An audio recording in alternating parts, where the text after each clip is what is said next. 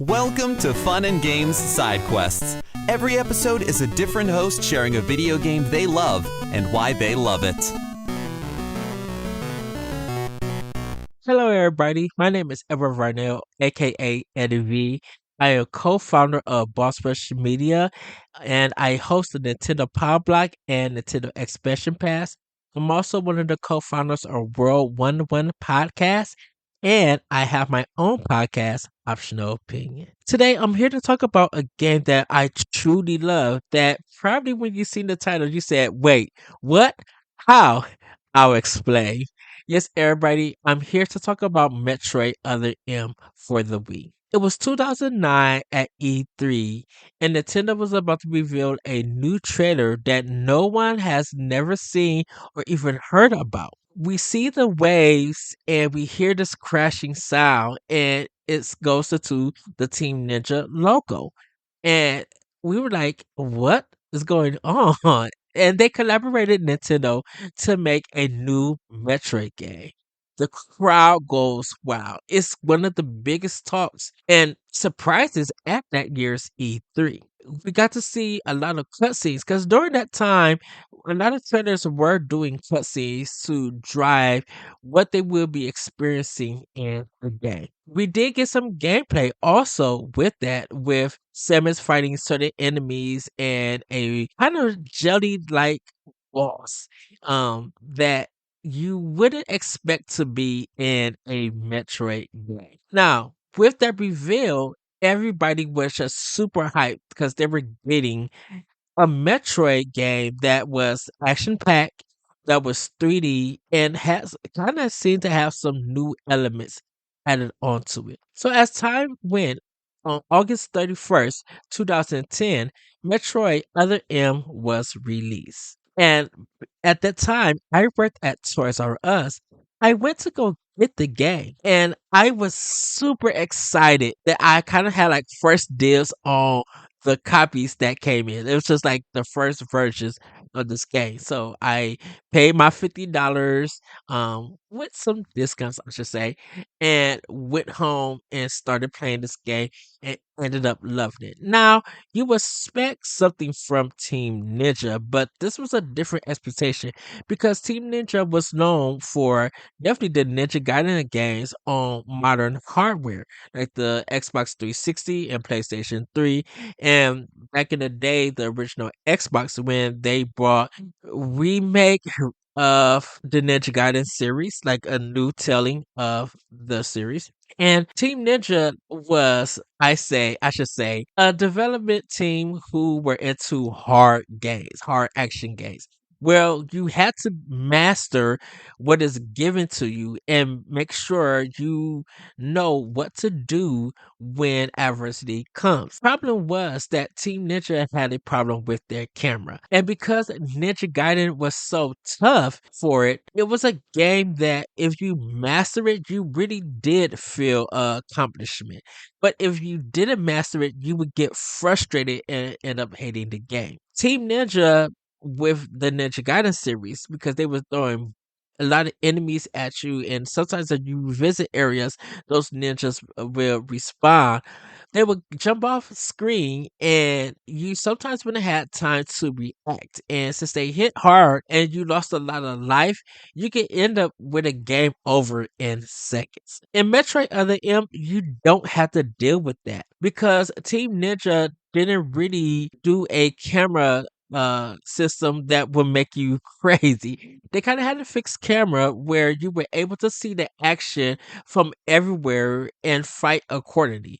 I believe Nintendo and Team Ninja work together to make sure that the game is fair to all players while still providing that heart pounding action that players loved. So I was able to enjoy Metroid Other M with its easy control setup. You use the remote sideways like the old Nintendo Entertainment System. When you pointed the remote to the TV, you went into first person mode and was able to search and use missiles against enemies. If you held it upright, you were able to regain health or concentrate, as the game called it. Now, as I continue to experience this game, I didn't have to do too much back and forth.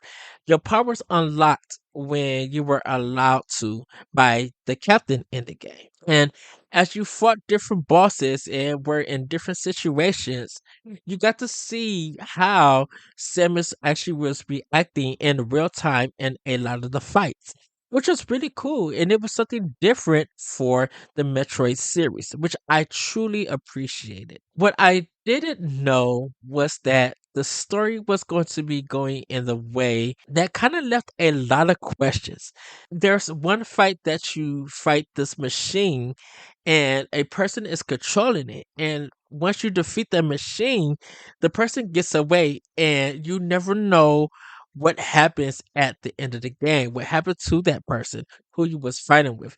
It's just left up in the air, which was kind of one of the critiques for the game. And yes, Metroid Other M has been a divisive game. It says it has a 79 Metacritic, which is good. One of my favorite magazines, Electronic Gaming Monthly, gave it a B minus, or part of the One Up family, I should say, gave it a B minus. And I was kind of fine with that, but I actually held it higher. I actually gave it an A with this game because there was just so much that it was so different.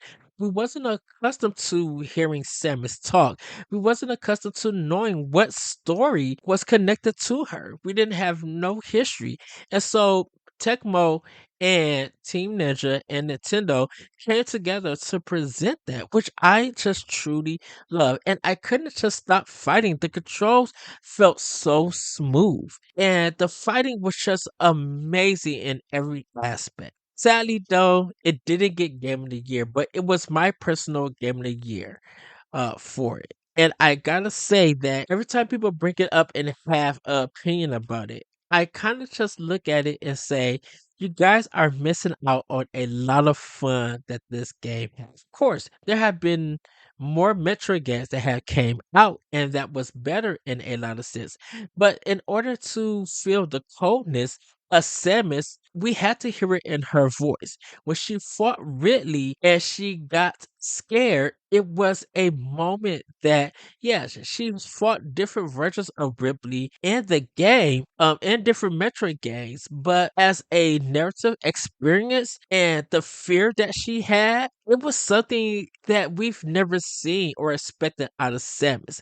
Yes, she has been on a lot of adventures, but to have an adventure where she's vulnerable and it kind of fits what the team were going for, it really excited me to show that what happens when a human aspect is applied to a physical character who is a bounty hunter, who probably experienced PTSD, who seen her family get murdered as a kid.